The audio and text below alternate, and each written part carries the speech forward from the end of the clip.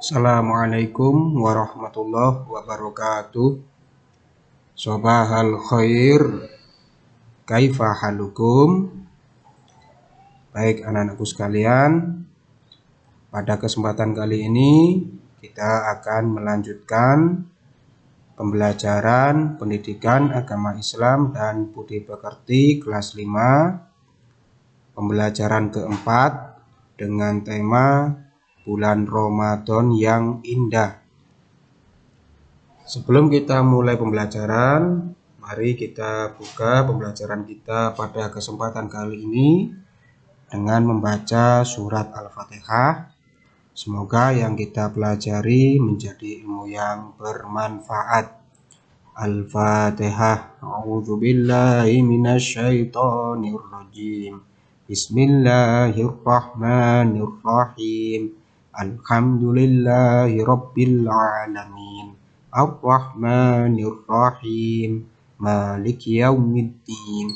Iyyaka na'budu wa iyyaka nasta'in. Ihdinas siratal mustaqim. Siratal ladzina an'amta 'alaihim ghairil maghdubi 'alaihim waladdallin. Amin.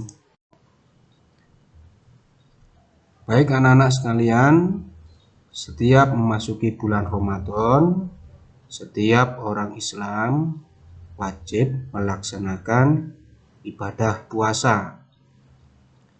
Apa pengertian puasa itu? Puasa itu berasal dari bahasa Arab dengan lafadz atau dengan kata asyam yang artinya menahan.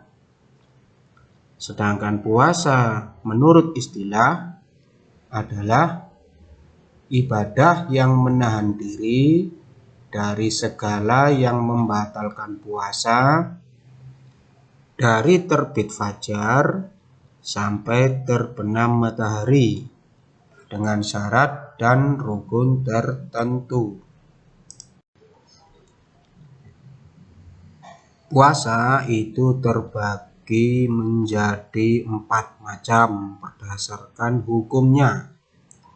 Yang pertama yaitu puasa yang diwajibkan atau difardukan. Yang kedua, puasa yang disunahkan. Yang ketiga, puasa yang diharamkan. Dan yang keempat, puasa yang dimakruhkan. Pada kesempatan kali ini kita akan mempelajari keempat macam puasa tersebut.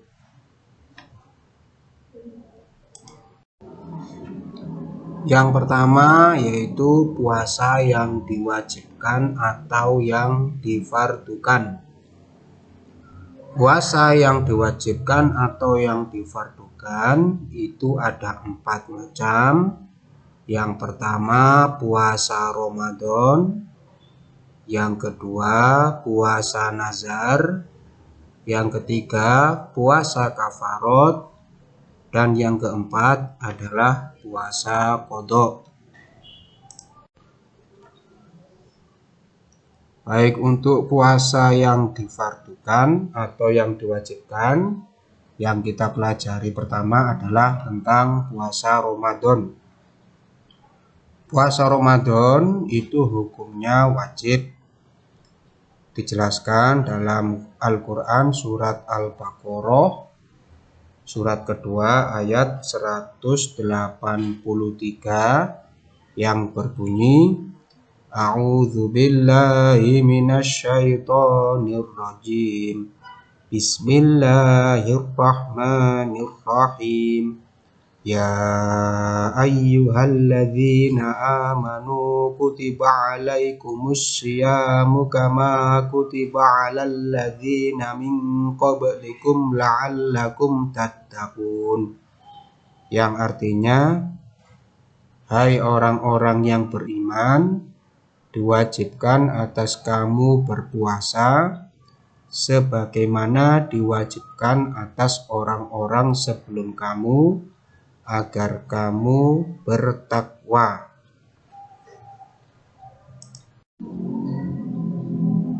Baik anak-anak sekalian, sekarang kita belajar tentang rukun puasa.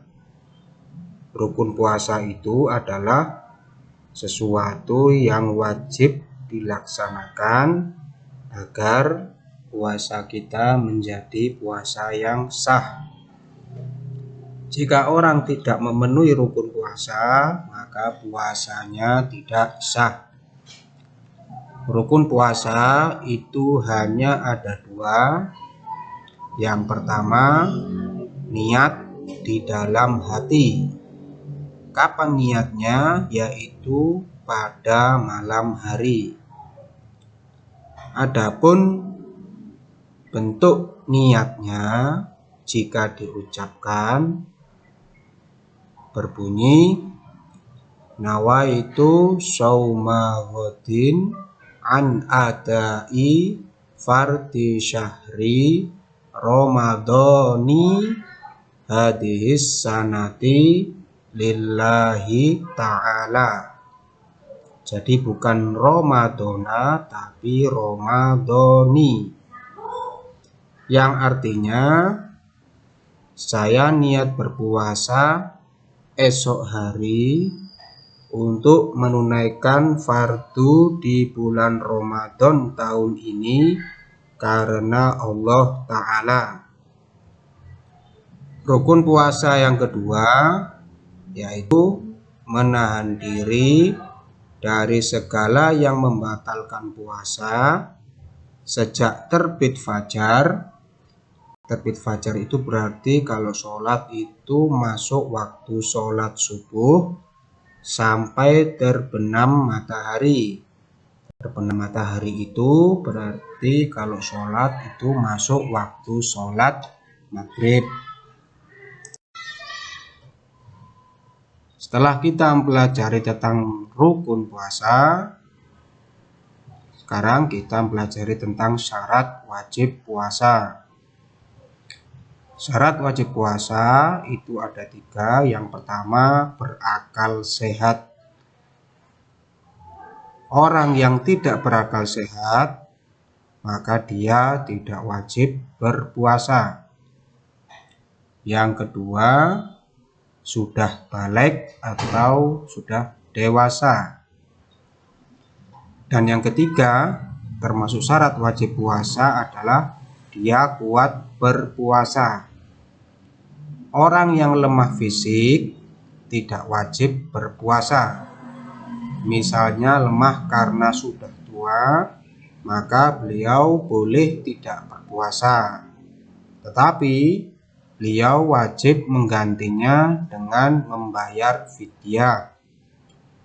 Demikian juga orang yang sedang sakit boleh tidak berpuasa, tetapi wajib mengganti puasa di hari lain setelah dia sembuh. Sekarang kita belajar tentang pengertian fidyah dulu. Apa fidyah itu? Fidyah adalah memberi makan setiap hari sejumlah hari di mana orang yang bersangkutan tidak berpuasa. Diberikan kepada siapa? Diberikan kepada orang yang fakir atau miskin. Jumlah fidyah itu sebanyak 1 mud. 1 mud itu berapa? 1 mud adalah ukuran berat sejumlah 626 gram. Fidyah ini bisa berupa beras atau makanan pokok yang mengenyangkan. Jadi misalkan ada orang yang sudah tua, dia tidak bisa atau tidak mampu melaksanakan puasa Ramadan misalkan sebanyak 30 hari, maka kewajibannya dia membayar fidyah 1 mud atau 626 gram.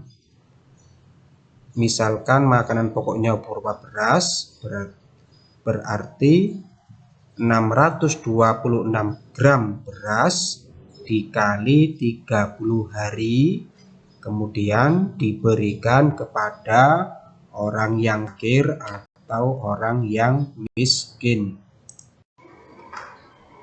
Baik anak-anak sekalian, setelah kita mempelajari tentang fidyah, kita lanjutkan tentang syarat sah puasa.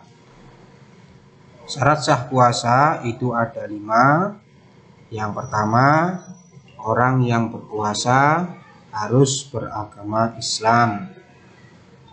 Kemudian yang kedua, berakal sehat. Orang yang tidak berakal sehat atau bisa disebut dengan orang yang gila, maka puasanya tidak sah. Yang ketiga, mumayyiz atau tamyiz. Apa pengertian mumayyiz itu? Mumayyiz adalah cerdas. Dia bisa membedakan antara yang baik dan yang buruk. Yang keempat yaitu suci dari haid atau menstruasi dan juga dari nifas bagi wanita. Apa pengertian nifas? Nifas adalah kondisi setelah seorang ibu melahirkan. Yang kelima, dia melaksanakan puasa dalam waktu yang diperbolehkan untuk melaksanakan ibadah puasa.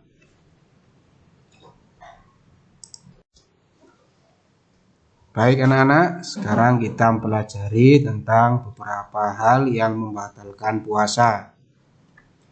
Ada beberapa hal yang membatalkan puasa, di antaranya yang pertama, makan atau minum dengan sengaja. Misalkan ada orang yang berpuasa, kemudian dia terlanjur dengan tidak sengaja sampai makan atau minum, maka puasanya tidak batal. Yang kedua, muntah dengan sengaja.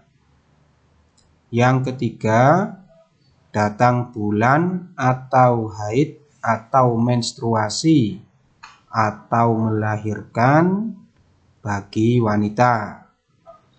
Yang keempat, hilang akal atau gila walaupun hanya dalam waktu sebentar.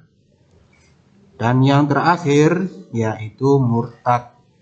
Murtad artinya adalah keluar dari agama Islam. Sekarang kita mempelajari tentang hal-hal yang merusak pahala puasa. Apabila seseorang sedang berpuasa, lalu melakukan perbuatan tercela, maka rusak atau berkurang pahala ibadah puasanya. Tetapi diingat, puasanya tetap sah, hanya berkurang pahala ibadah puasanya. Contoh perbuatan tercela yang bisa mengurangi pahala puasa diantaranya berdusta, menghina, menghasut atau adu domba, memfitnah, berkata kotor, berkelahi atau bertengkar, dan lain sebagainya. Demikian anak-anak penjelasan tentang puasa fardu atau yang wajib yang pertama, yaitu puasa Ramadan. Sekarang kita melanjutkan tentang pembahasan puasa yang diwajibkan yang nomor 2, 3, dan 4. Yang nomor 2 yang termasuk puasa yang wajib dilaksanakan adalah puasa qadha. Apa pengertian puasa qadha itu? Puasa qadha yaitu puasa untuk mengganti puasa Ramadan pada hari yang lain selama puasa Ramadan yang ditinggal karena sakit atau bepergian jauh atau hamil atau menyusui. Contohnya, misalkan pada waktu bulan Ramadan tiba-tiba kita mengalami sakit yang menyebabkan kita tidak mampu melaksanakan ibadah puasa selama 3 hari. Maka setelah selesai bulan Ramadan, maka kita wajib mengganti puasa yang kita tinggalkan selama 3 hari tersebut. Puasa itu disebut dengan puasa qadha. Yang kedua, puasa kafarot. Apa pengertian puasa kafarot?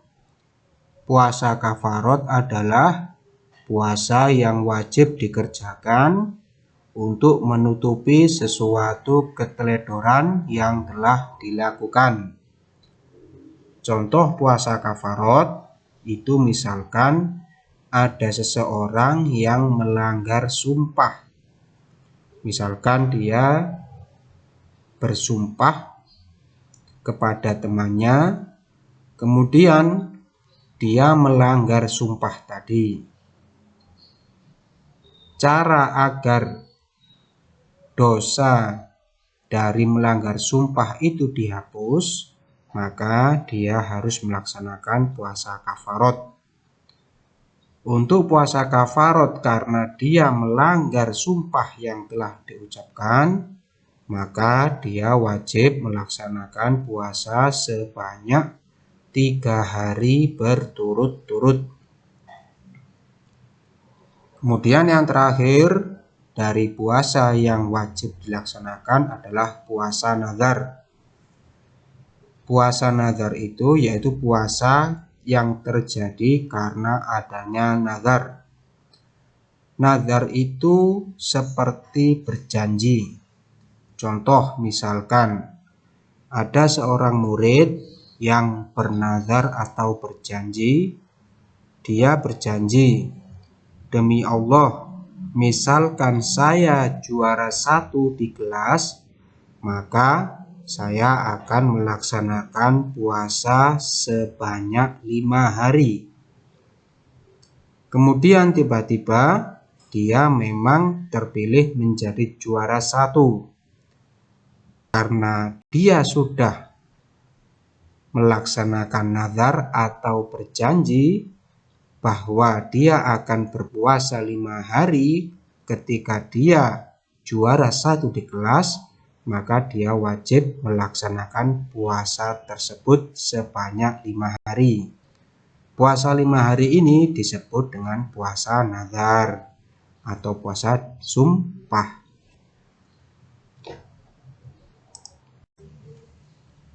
Setelah mempelajari puasa yang wajib atau puasa yang hukumnya fardu, sekarang kita mempelajari tentang puasa yang hukumnya sunnah. Ada banyak macam-macam puasa yang sunnah. Di antaranya yang pertama puasa Nabi Daud. Bagaimana puasa Nabi Daud itu? Puasa Nabi Daud itu prakteknya yaitu 1 hari puasa, 1 hari tidak. 1 hari puasa, 1 hari tidak. Begitu seterusnya. Yang kedua, puasa 6 hari di bulan Syawal. Yang ketiga, puasa Arafah, yaitu puasa yang dilaksanakan pada tanggal 9 Dzulhijjah. Yang keempat, puasa Tasu'a. Kapan puasa Tasu'a itu? Yaitu puasa sunnah yang dilaksanakan pada tanggal 9 Muharram. Yang kelima, puasa Asyura, yaitu puasa yang dilaksanakan pada tanggal 10 Muharram. Kemudian nomor 6, puasa 3 hari pada tiap-tiap bulan, ini dilaksanakan di pertengahan bulan dengan menggunakan perhitungan bulan Komariah. Disebut juga dengan puasa Ayyamul Bid. Kemudian nomor 7 yaitu puasa pada hari Senin dan hari Kamis. Kemudian anak-anak, kita sekarang pelajari tentang puasa yang hukumnya haram atau tidak boleh dilakukan. Ada 4 puasa yang hukumnya haram atau yang tidak boleh dilaksanakan. Yang pertama yaitu puasa pada hari raya Idul Fitri bertepatan tanggal 1 Syawal. Kemudian yang kedua, puasa pada hari raya Idul Adha yaitu tanggal 10 Dzulhijjah. Yang ketiga yaitu puasa pada hari Tasyrik. Hari Tasyrik itu yaitu tanggal 11, 12, dan 13 Dzulhijjah. Dan yang terakhir yaitu berpuasa terus-menerus sepanjang masa atau lebih dikenal dengan puasa abadi. Sekarang kita memasuki pembahasan yang terakhir pada pertemuan kali ini, yaitu tentang puasa yang hukumnya makruh. Makruh itu artinya jika ditinggal dia mendapatkan pahala, jika dilakukan dia tidak berdosa. Ada beberapa puasa yang hukumnya makruh. Yang pertama, puasa yang dikhususkan atau hanya dilakukan pada hari Jumat saja. Yang kedua, puasa yang dikhususkan atau hanya dilaksanakan pada hari Sabtu saja. Yang terakhir yaitu puasa wisol. Apa pengertian puasa wisol itu? Puasa wisol artinya dia melaksanakan puasa dengan tidak melaksanakan berbuka puasa atau tidak melaksanakan makan sahur. Demikian anak-anak pembelajaran kita pada kesempatan kali ini tentang puasa beserta macam-macamnya. Semoga yang kita pelajari menjadi ilmu yang bermanfaat. Mari kita tutup pembelajaran kita kali ini dengan membaca hamdalah. Alhamdulillahirabbil alamin. Demikian materi tentang puasa dan macam-macamnya. Barin akhiri. Wassalamualaikum warahmatullahi wabarakatuh.